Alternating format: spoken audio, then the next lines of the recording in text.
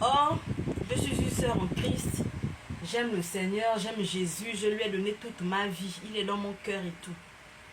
Mais quand on regarde ta vie n'a rien, il n'y a rien, il n'y a même pas une goutte de vie de Jésus en toi. Le Seigneur dit dans Jean 14, verset 15, « Si vous m'aimez, gardez mes commandements. » Si tu aimes le Seigneur, tu te dois de garder ses commandements. Alors, garder les commandements du Seigneur consiste simplement à obéir à sa parole, à marcher selon ce qui est écrit ici, là. Voici le testament des chrétiens. Dans cette Bible-là, dans ce livre-là, il y a tout. Tout est écrit, comment nous devons marcher. Tu ne peux pas prétendre aimer le Seigneur et ne pas faire ce que le Seigneur te demande. C'est complètement paradoxal en fait. 1 Timothée 2, verset 9 nous dit quoi? Je veux aussi que les femmes, vêtues d'une manière décente, avec pudeur et modestie, ne se parlent ni de tresses, ni d'or, ni d'habits somptueux, mais qu'elles se parlent des bonnes œuvres. Qu'elles se parlent des bonnes œuvres. Donc nous les femmes là, nous devons nous habiller avec pudeur et modestie. Tu dis que tu aimes Dieu, oh non, vous aimez juger, vous me jugez. Ma chérie, qui te juge? Voici notre juge, c'est là. Notre juge est là. Le juge de tout être humain, c'est la parole de Dieu qui va nous juger. Personne ne te juge. Nous, chrétiens, nous avons pour mission d'exhorter. Nous avons pour mission de donner des conseils aux frères, aux sœurs et tout ça.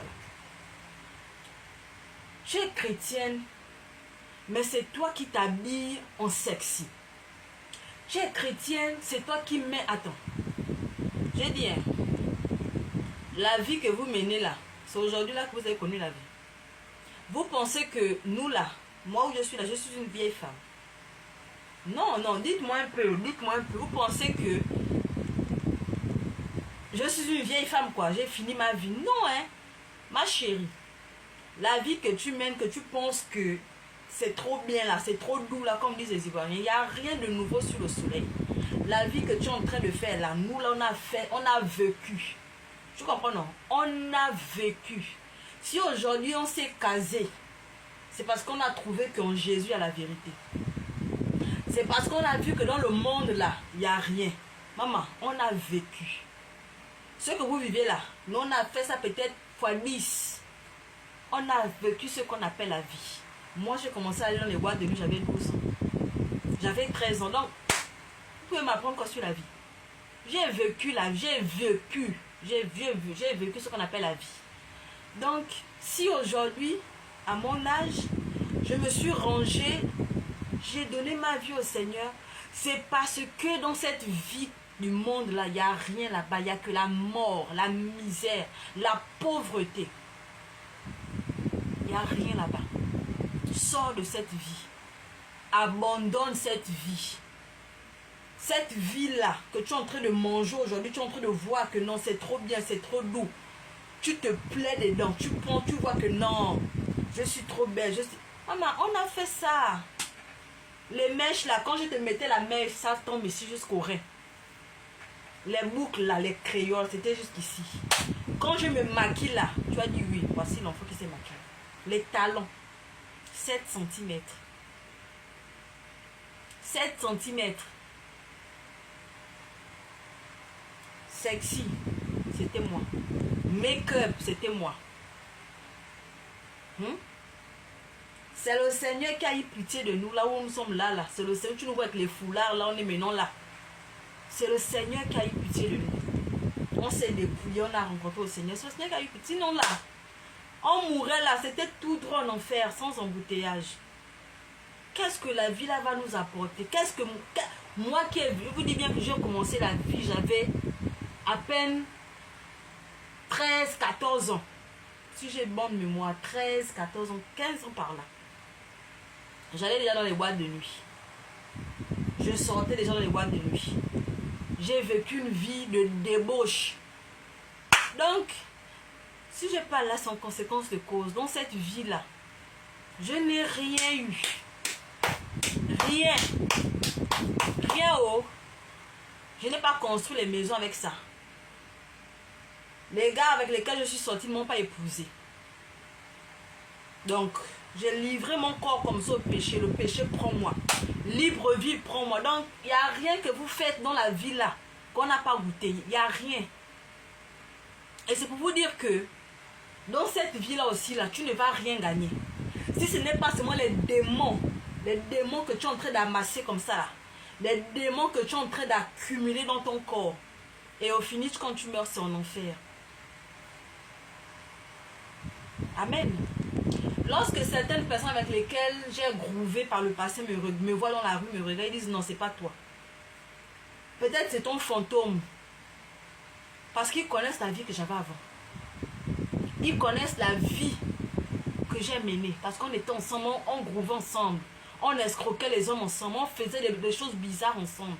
Mais quand tu me vois aujourd'hui, je voile ma tête, je m'habille décemment, je suis en train d'évangéliser dans les rues. Ils se disent, mais attends, ça c'est la fille là, bien c'est pas elle.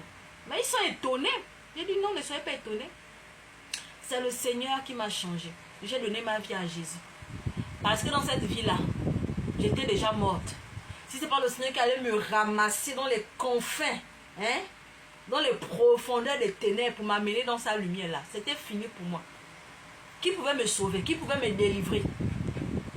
Aucun membre de ma famille ne pouvait me sortir du gouffre dans lequel j'étais. Mais c'est le Seigneur qui a eu pitié de moi. Donc c'est pour vous dire, bien aimées sœurs dans le Seigneur, que si tu es dans cette vie-là, sors de cette vie. Parce que cette vie ne va rien te donner.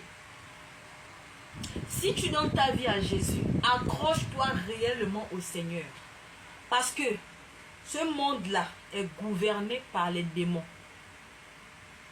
Le monde est sous la puissance de l'ennemi. Donc si tu ne prends pas ton corps, ton âme et ton esprit pour aller te cacher en Jésus, tu prends ton corps, ton âme et ton esprit, tu vas donner ça aux démons. Sache que ce sont ces mêmes démons-là qui vont t'entraîner en enfer. Alléluia. Peuple de Dieu, les temps sont mauvais. Les temps sont mauvais. Donne ta vie à Jésus. Cherche réellement le Seigneur Jésus.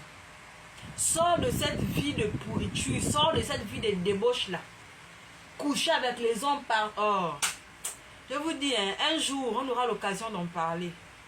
Coucher avec les hommes partout là, ça ne va rien dire. Au contraire même, ces hommes ne viennent pas parce qu'ils veulent de toi. En fait, même en réalité, ces hommes ne viennent pas parce que tu es belle.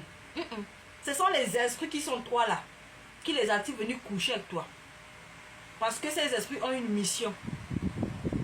D'accord?